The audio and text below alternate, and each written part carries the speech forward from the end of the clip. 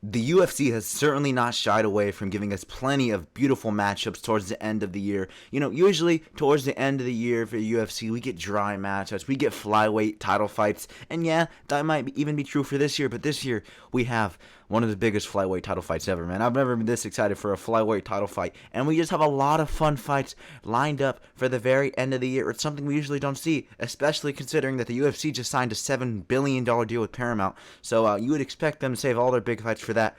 But yeah, we got a lot of good fights to talk about. I took a layoff, 2-week layoff, but now I'm going to be talking about all the matchups that the UFC has announced and has ready for us towards the end of the year. And I'm going to be giving you guys my reaction, my rating to them on how I think the actual matchmaking for this fight is, if I think it's a good fight, how I think the fight will play out, and all that sorts of stuff. So before we get into that, make sure to subscribe. We're trying to hit 1,000 subscribers by the end of the month. We're 6 subscribers away, man. Just subscribe. It would mean the world to me. But without further ado, let's talk about it. The first matchup that I have, it is UFC 323, the main event. Merab the Machine Dvalishvili taking on Peter Yan in a rematch. Obviously, these two fought a couple years back during the COVID era, and it was a fairly one-sided beatdown. Merab just put it on him, 50-45, and I don't think I'm that excited for this. I'm going to be honest with you. I like how Merab's staying active. I like how the kid's going for 4 title defenses in a singular calendar year. That is incredible. We've never seen that before in UFC history. So props to Merab. Let's get a round of applause for Merab, man. Merab, simply one of the best, most entertaining UFC champs we've seen in a while. And Peter Yan, obviously, he's coming off 3 good wins. Peter Yan's last fight was against Marcus McGee, in which he looked pretty good. I think he won 29-28 against Marcus McGee, which is actually pretty underwhelming. But still, what I think this fight's going to look like, man, I think the matchmaking of this fight is good. I give the matchmaking of this fight a 7 out of 10. It makes sense. Peter Yan probably is the rightful next contender. I think that he deserves this fight. He's coming off, like I said before, 3 straight wins. I mean, Corey Sandhagen got a title shot coming off 1 win, so don't really know how that makes sense. But still, I like this fight. I really do. I think it makes sense divisional-wise.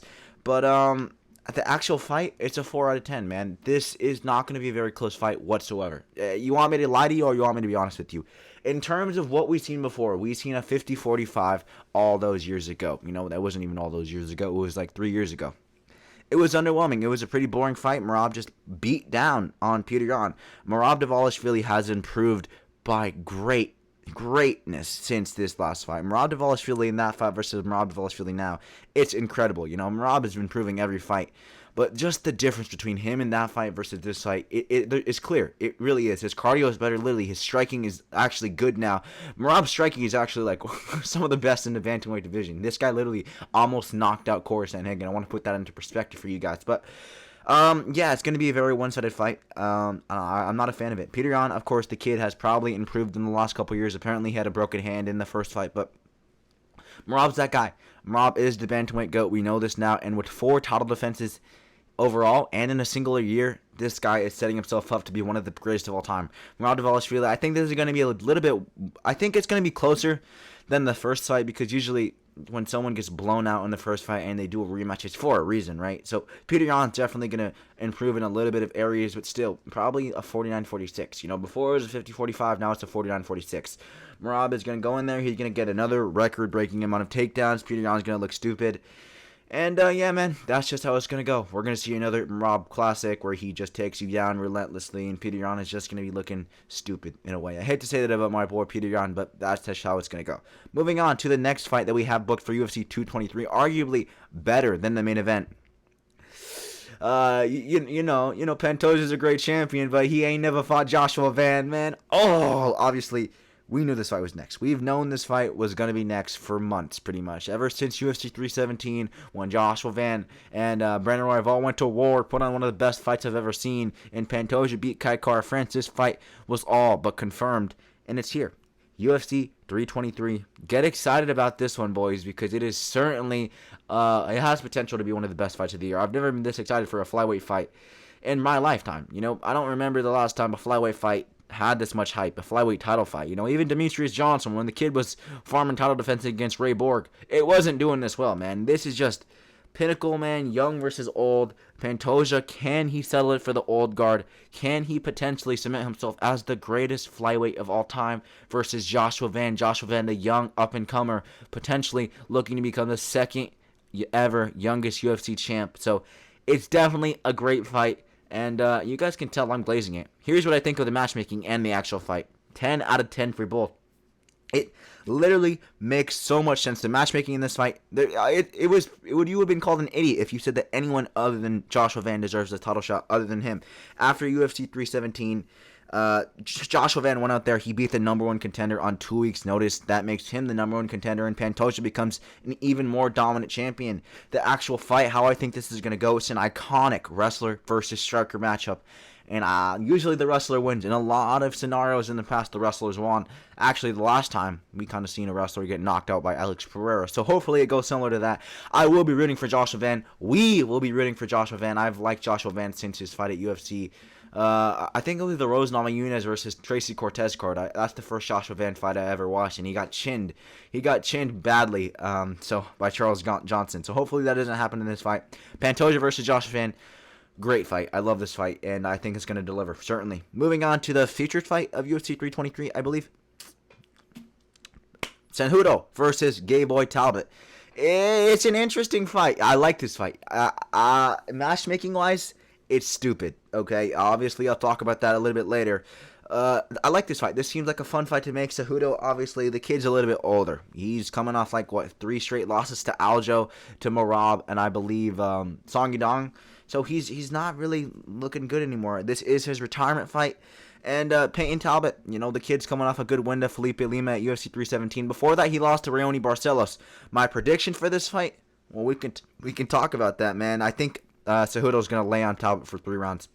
I think the gap that Peyton Talbot had against Raoni Barcelos, it's not enough to fill in not even a year. It hasn't been a year since that Raoni Barcelos fight. I want to put that into perspective for you guys.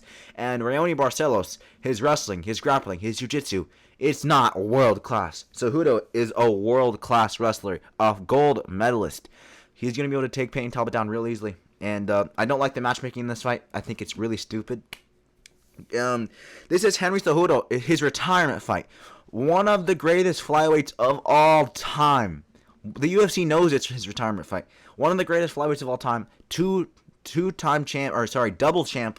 He deserves more than this, man. He deserves a classy little final match. A match with Sean O'Malley, maybe. A legend match with maybe bring Dominic Cruz out of retirement, man. They could have given this guy a legendary final fight for his career, and they give him Gay Boy Talbot. I love Talbot, man. I'm calling him gay because it's funny, nothing else. I think it's a little bit ridiculous. That's kind of disrespectful to a legend like Cejudo. As annoying as he is, as much as I dislike the guy, he deserves better. Actual fight, I like the fight. I'm interested in this. I said that Cejudo will be able to take this guy down really easily, but if Peyton Talbot is able to stop these takedowns, and he genuinely has improved his takedown defense over the last couple of months, we're in for a genuinely great fight. I am so excited to see this fight if and only if Peyton Talbot can stop these takedowns. That is all this fight is determined on. If Peyton Talbot can go in there, he can prevent the first couple of takedowns from Henry Cejudo, make this a striking match. Whoo! I'd love to see these two guys strike. That would be just generational. So, yeah, hopefully that happens. Actual matchmaking, 3 out of 10. Actual fight, 8 out of 10. Moving on to the next fight. Arman Sakarian versus Dan Hooker. Yeah, this is a good fight. I like this fight. I think Arman Tsarukyan, I'm glad the kid is fighting again. I was getting very, very scared that we weren't going to see Arman Tsarukyan fight in 2025 and potentially in the UFC ever again. And I thought we were going to get another Muhammad Mukayev situation where the UFC is just not on good terms with Arman Tsarukyan and they were just going to fire him. But no, we get a fight with Dan Hooker. These guys have been feuding back and forth on social media since UFC 300, maybe even before that. These guys have had their beef, and the match is finally made. This is a clear-cut number 1 contenders fight, even though I don't think Dan Hooker deserves it as much. I think it makes sense matchmaking-wise. We'll go into that. 7 out of 10 matchmaking. I think there was a couple better options. I would have rather seen Arman Tsarukyan versus maybe a Gagey, or probably more likely Dan Hooker versus Gagey. The absolute pure violence in that fight that it would have produced would have just been generational. I would have probably rather seen Patty versus Arman. That would have been the grappling exchange in that fight would have been very fun. So there's definitely guys that I would have rather seen them face, but just because of the beef, just because these guys genuinely seem to hate each other, I like this fight. And Dan Hooker obviously is a little bit less deserving than Arman Tsarukyan, but realistically, this is going to be a very underwhelming fight because Dan Hooker, like I just stated, he's not as deserving. He put together 3 decent wins, and he's in the number 1 contender fight, about to fight for the title. He went to a split decision with Jalen Turner. Jalen Turner is retired.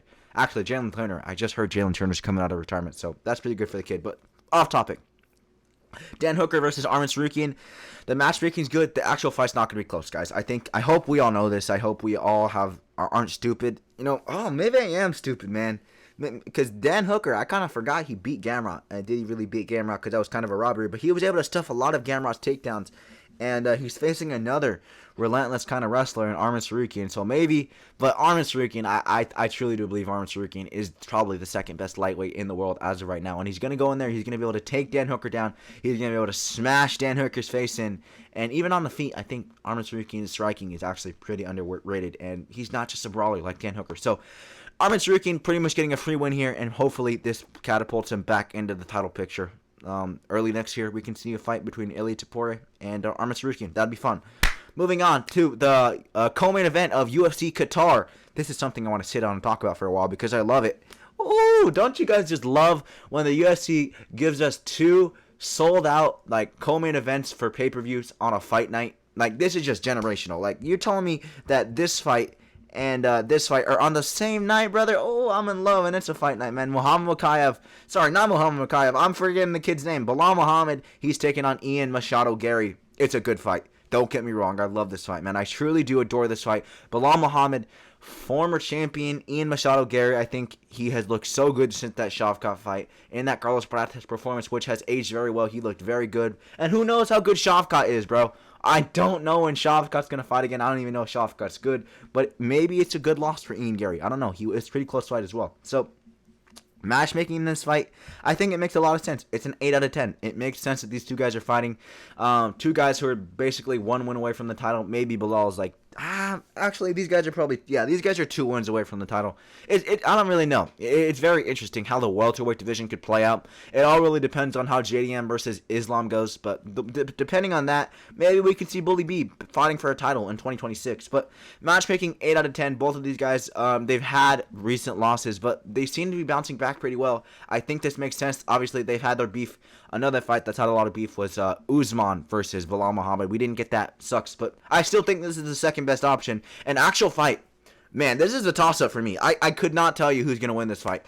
Probably Ian Gary, just because he has a tad bit more hype. He is the future. That's his nickname. He has a tad bit more hype coming off a win to Carlos Prates. Meanwhile, Bilal Muhammad, he's riding a loss, but he still looked good in that loss. I think he didn't lose a lot of momentum from that loss to JDM.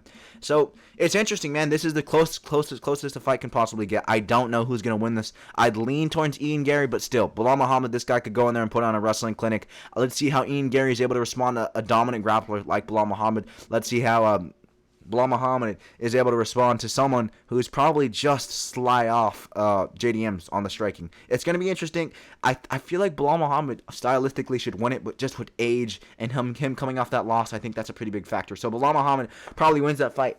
But yeah, man, I wanted to react to all those fights today. That's what this video consisted of. Obviously, we have a couple more fights, like UFC 322. We just got Sean Brady versus Michael Morales announced. I think UFC 323 got Bogdan Gustav versus Jan Blachowicz announced. All of those are just some great fights. I think we got Brandon Moreno versus Tatsuro Taira. So, a lot of good fights that we didn't talk about. Maybe we'll talk about that in another video. But, like I said, guys, that's going to do it for today's video. If you guys enjoyed, make sure to leave a like, comment down below. And I'll see you guys in the next one. MMA Outpost out.